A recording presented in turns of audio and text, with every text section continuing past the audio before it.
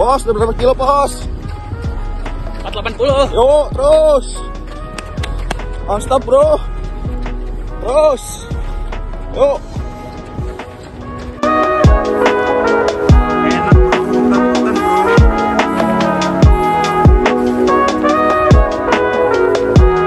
Bang, rasanya Mantap, bro. hah? Seru kan? Non-stop, bro. Non-stop ya? Non-stop. 5 kilo tanpa berhenti sama sekali. 5 kilo tanpa berhenti. Mentality, bro.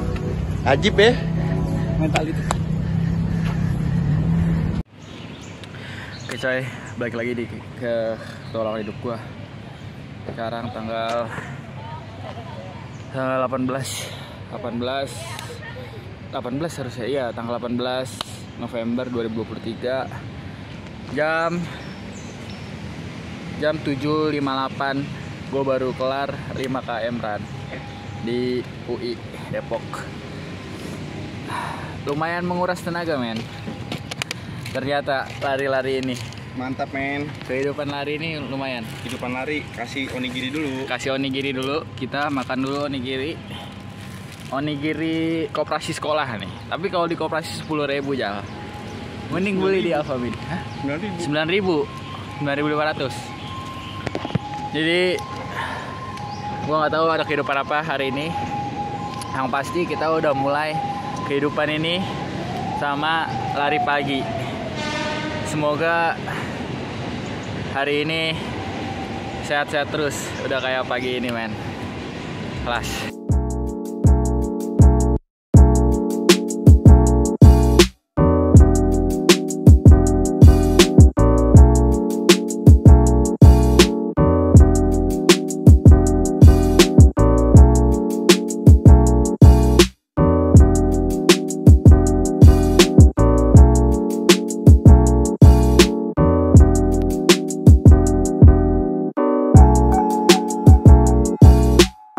Oke, udah selesai makannya. Tuna mayo. Sebenarnya enak banget cuy. Nah, jadi rencana kita lari kapan lagi nih? Besok kenain CFD. Di CFD biar lebih enak. Oke. Jadi besok fix ada petualangan kehidupan kita lagi. Semoga insya Allah kita bakal ikut CFD. Masih target masih 5 km non-stop masih. Pokoknya sampai capek push terus. Sampai pikiran udah nggak bisa ngelawan lagi. Emang tadi pikiran ngelawan, Bos? Pikiran ngelawan, aneh bantai lagi. Hah? Kena bantai lagi. Aku harus nyubit banget. Biar apa, Cok? Biar kagak ada rasa capek. Jadi rasa sakit yang dirasain. Tapi nggak ada rasa sakit juga sih kalau lagi lari. Iya, makanya. Jadi tadi gua mau distraksi rasa capek dengan rasa sakit, tapi dicubit-cubit tapi kembal cuy, kagak sakit, tetap rasa capek tapi nggak apa-apa. Ya itu buat ini aja, sugesti. Yang sakit itu ketika udah deket tapi dia dijodohin sama orang tuanya. Nah itu juga tadi kena juga itu buat motivasi. Itu kisah siapa itu? Kena motivasi dulu tadi buat motivasi dulu itu. Tapi kamu udah bagus bos. Dari segi baru pertama kali lah, bisa dibilang. Ya. Terus setelah sekian lama tanpa latihan, pemanasan seadanya, langsung 5 kilo non-stop itu bagus, mantap. Jadi ya, tapi kan kalau lari itu ada dua, ada interval, ada apa? Speed sama endurance. Ya. Benar. Kalau speed itu ya kita ngejar kecepatan. Jadi misalnya dalam 5 kilo nih kita harus dalam waktu berapa, itu tuh ada orang tuh yang orientasinya ke kecepatan, tapi ya ada juga orang yang ya udah kayak gua nggak apa-apa, kecepatan berapapun yang penting larinya sejauh mungkin ya, gua sekuat mungkin. Nah itu bagi dia kepuasan yang lebih kalau misalnya dia lari lebih jauh. Nah, Ya. tapi ada juga orang yang dua-duanya, yang cepat dan jauh itu ada juga. Ya. Tapi untuk pemula sih biasanya milih salah satu dari itu, entah ngejar cepat atau ngejar jauh. Ya jauh sih. Nah iya, makanya kalau dari aku sih biasanya lebih suka sih kalau misalnya lari ngejar jarak jauh. Iya, benar. Karena kepuasannya lebih ada gitu. Benar. Kalau cepet tuh kayak diburu-buru, padahal lari tuh Benar. ya, tapi ya beda-beda sih. Tapi kalau menurutku ya lari perihal nikmati keadaan sekitar, setiap langkah. Iya, benar. Itu yang kita harus nikmati sebenarnya. Apalagi larinya di UI coy ya. Enak, adem. Sangat adem, apalagi tadi depan RSUI. Adem ya? Kenapa itu adem parah, men? RSUI, depan RSUI. Tadi pas lewat bener kayak AC gitu. Iya adem. Tadi langsung dibayangin lari di Eropa rasanya gimana sih? Itu enak. Enak parah lari di Eropa, men. Kita suatu saat nanti NYC Run. Janganlah, Berlin Run. Kita ngelewatin tembok Berlin, men. Terus next harus ngapain dulu nih? Kalau udah tahan terus, itu mending ngapain dulu nih? Nah, enaknya. Udah nih, misalnya dalam 5 kilo tadi misalnya kecepatannya misalnya catatan waktunya 47 menit. Ya udah, berarti next Turun. kita berusaha untuk nurunin lagi. Terus habis itu kalau misalnya udah turun nih, dirasa dalam kategori 5 kilo udah enak, naikin lagi ke 10 kilo. Atau misalnya latihannya diganti ke latihan 1,5 jam larinya. Oh iya. Nah gitu. Atau misalnya di mix nih, tadi kan ada endurance, ada speed, ya udah kita lari nih kapan itu lari speed, nyari waktu itu. Jadi emang harus di mix gitu biar nggak cuman kayak gitu doang latihannya. Kasih speed dulu, men, mungkin. Tapi ya misal kita udah latihan nih, ini buat next run itu persiapannya harus gimana? Next run persiapan tidur cukup itu perlu, karena itu berpengaruh ke heart rate. Ya benar, jantung. Terus yang kedua pemanasan. Nah yang ketiga itu pola makan. Nah pola makan tuh. Oke, lanjut. Aduh, kacau nih. Sorry, men, memori gua habis cuy. Lanjut lagi cuy. Tadi kita baru nyampe persiapan. Aduh, gimana lagi, Ben? Tadi persiapan udah. Persiapan tadi pola makan. Pola makan perlu juga tuh. Terus ya mental sih sebenarnya. Mental, benar. Itu sebenarnya mental itu lebih mengalahkan fisik sih. Ya. Kalau misalnya mental kita udah kuat sih, mau dalam keadaan fisik apapun juga tetap kuat pasti. Fisik itu sebenarnya kuat, tapi yang biasanya tuh kalau udah ngelawan mental tuh. Misalnya udah nih KM ketiga nih, aduh udah capek banget nih. Itu sebenarnya masih bisa kepus masih bisa, tapi mental udah capek, ntar istirahat dulu bentar gitu. Padahal masih bisa kepus lagi.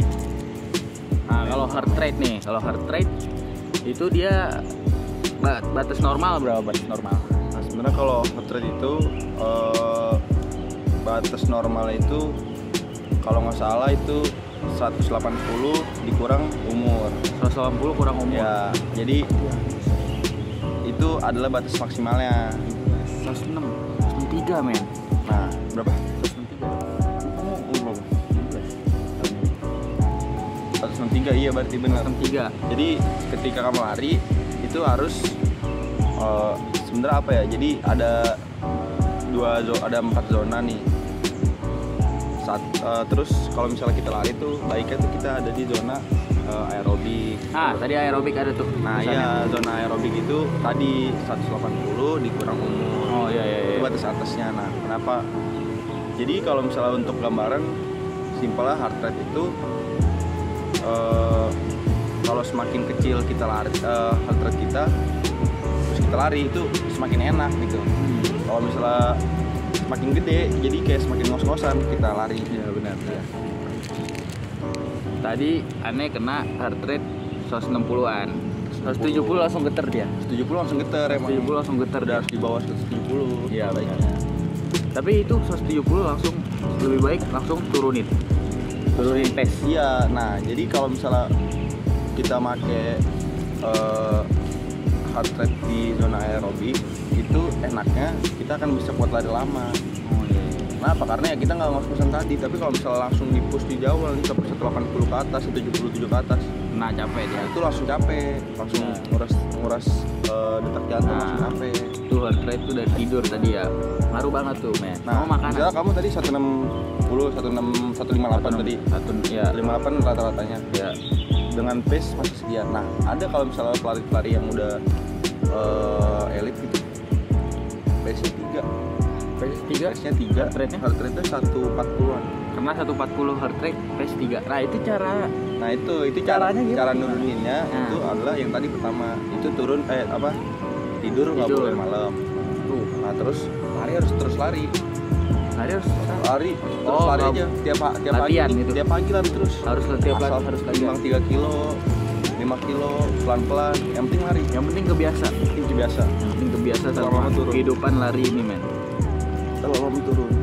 Nah, kemarin ente berapa tuh? Rata-rata heart rate. Berapa ya? Pas 21 km. Lupa nih. Ntar kita cek. Cek dulu. Ini finisher 21 km nih. Ayo goib juga cuy deh cuy. Durani. 168. 168. 168. Nah, itu udah di bawah 170. Berarti nggak geter-geter tuh. 168. Masih di bawah 170, masih mantep banget itu, man. Gokil. Jadi kira-kira aneh 21 km kapan nih? Tahun depan udah insya Allah bisa. 3 bulan lagi lah. 3 bulan lagi. Asal rutin. Baliran? Maybank. Hah? Maybank Ran? masih lama. Masih lama. Masih lama dia. Masih bisa kena itu. Masih bisa. Aneh kena. Oke, next kita wishlist tahun depan kita ikut Maybank Run di Bali. Pulang lari langsung ke Kuta. Pas. Oke, segini aja kehidupan lari-larian. Semoga kita selain lari di dunia masih bisa lari ngejar mimpi, men. Kelas. Bener? Kita nggak boleh lari di kehidupan doang, tapi harus lari buat kejar mimpi. Shoutout buat Mas Atta, finisher 21 km. Kelas banget, men. Tahun depan dia mau full 42 km. Gas. Sampai bertemu di kehidupan selanjutnya, men. Gue nggak tahu ada kehidupan apa selanjutnya. Tapi gitu aja. Dulu kehidupan lari-lari ini is such a heavenly experience for me. Peace out.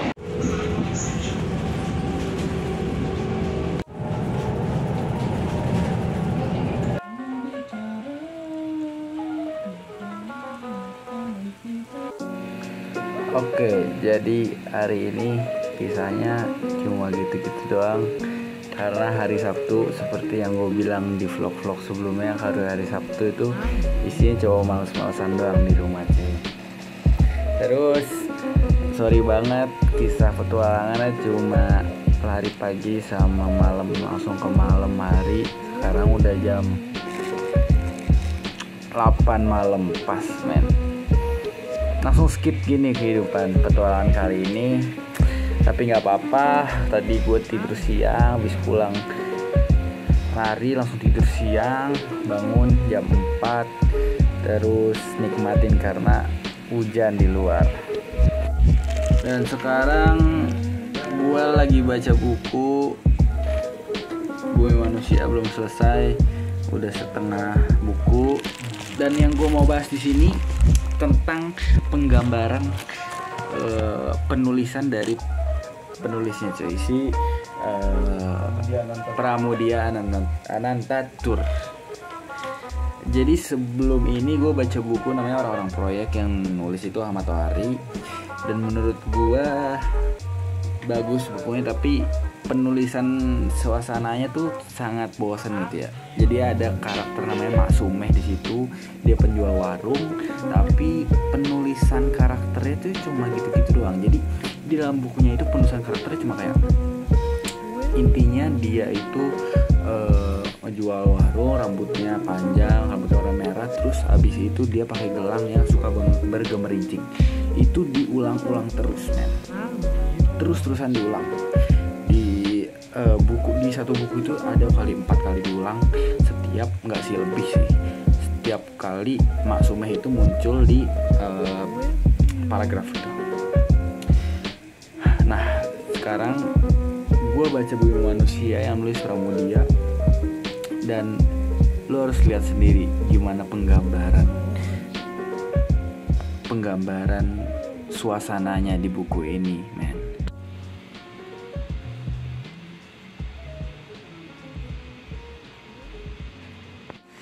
Kalian lihat sendiri, itu dia menggambarin rumahnya tuh sangat detail, sampai kayak kalian tuh ada gambaran sendiri tentang itu gitu.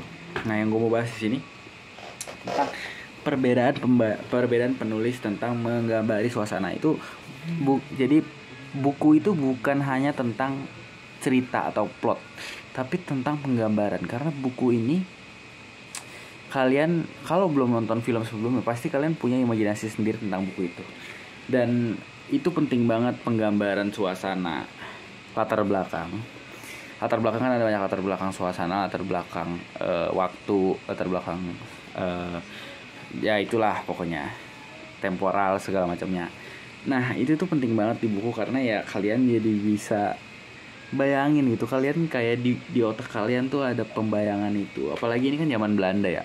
Kita nggak tahu zaman Belanda gimana sih. Kalau kayak kalian baca buku Dylan atau baca buku kayak apa gitu, itu kalian bisa ngebayangin kalau itu di zaman sekarang. Maksudnya zaman yang nggak lama-lama banget lah. Ini 1800, dan kita lihat, kita bisa gambar orang-orang ngerungkuk jalannya pakai lutut, terus pakai dokar. Itu kalian tuh ngebayangin kalian hidup di masa Belanda, cuy. Nah, itu yang gue suka dari baca bukunya si Pramudia Anantatur ini, si PAT ini ya, penilaian akhir tahun nih. Dia goib banget, men. Ya, jadi begitu aja kehidupan hari ini, cuy. Sorry banget kalau sedikit bosenin, men. Tapi gue cuma mau curhat kalau Pramudia Anantatur ini sangat keren. Dia gambarinnya benar-benar, kayaknya gue bakal sakit hati kalau gue nonton filmnya. Karena jadi gue pernah, karena ya kita semua pasti udah pernah nonton Laskar Pelangi filmnya kan. Dan setelah gue baca bukunya kan, gue baca buku setelah, jadi gue nemuin bukunya di lemari buku gue setelah ya udah lama ya gue nonton Laskar Pelangi udah dari kecil gitu kan. Terus gue 2 bulan lalu mungkin nemuin bukunya, ternyata gue punya, dan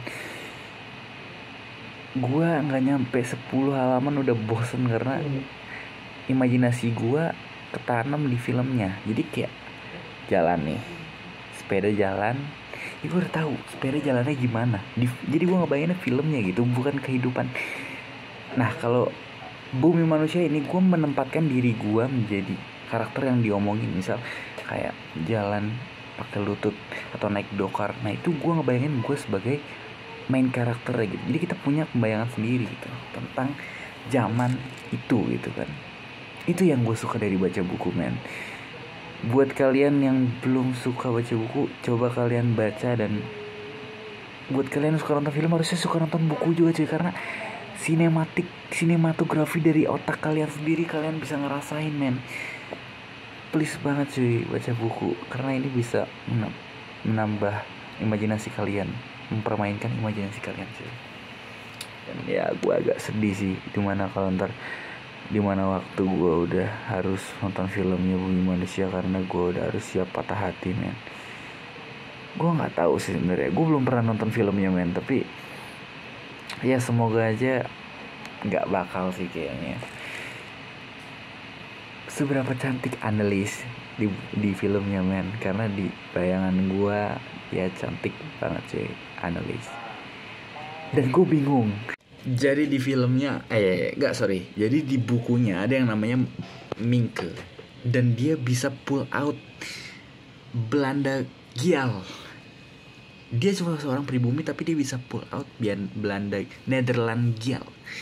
Gue gak ngerti dia cakap apa sih, tapi di filmnya dia dimainin sama Iqbal, so he must be pretty, pretty handsome, Minke, shout out buat Minke kalau lu nonton vlog ini cuy. Shout out buat Anneliese, follow IG gue Anneliese, tolong follow IG gue kalau lu kalau lu nonton video ini men. I love you Anneliese.